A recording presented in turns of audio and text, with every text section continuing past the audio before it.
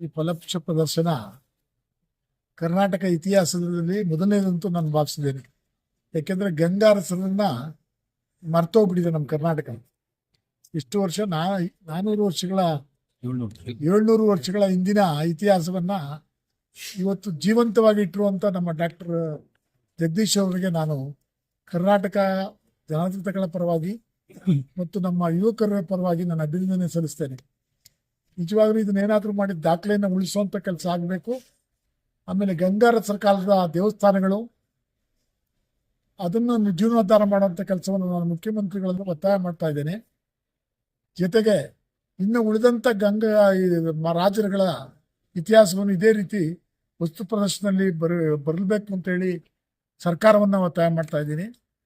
ನಿಜವಾಗ್ಲೂ ಇವತ್ತು ಇದನ್ನೆಲ್ಲ ನೋಡಿದಾಗ 700 ವರ್ಷಗಳ ಹಿಂದಿನ ನಮ್ಮ ಸೋಮವಾರ ನಮ್ಮ ಹಸುಗಳಿಗೆ ಹೊಲ ಉಳೋದನ್ನ ಇಲ್ಲಿ ರಜಾ ಕೊಡ್ತಿದ್ರು, ಅದನ್ನು ಇವತ್ತು ತೋರಿಸಿದ್ದಾರೆ. ಅದು ನನಗೆ ಅದೊಂದು ಬಹಳ ಖುಷಿ ಆಯ್ತು. ಕಾರ್ಮಿಕರಿಗೂ ರಜಾವನ್ನ ಕೊಟ್ಟಿದ್ದಾರೆ. ಅದನ್ನೆಲ್ಲ ಇತಿಹಾಸವನ್ನು ಅದು ಹೆಂಗೆ ಕಲೆಕ್ಟ್ ಮಾಡೋದು ನನಗೆ ಆಶ್ಚರ್ಯ ಆಗ್ತದೆ.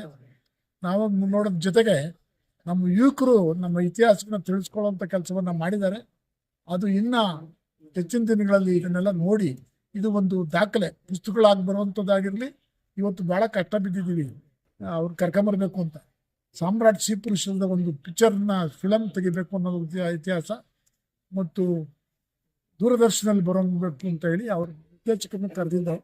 ಅದೇನು ಬರ್ತೀನಿ ಅಂತ ಹೇಳಿ ಬಂದಿಲ್ಲ, ನಾಳೆ ಬರ್ತಾರೆ ಅಂತ ಭಾವಿಸಿದ್ದೇನೆ.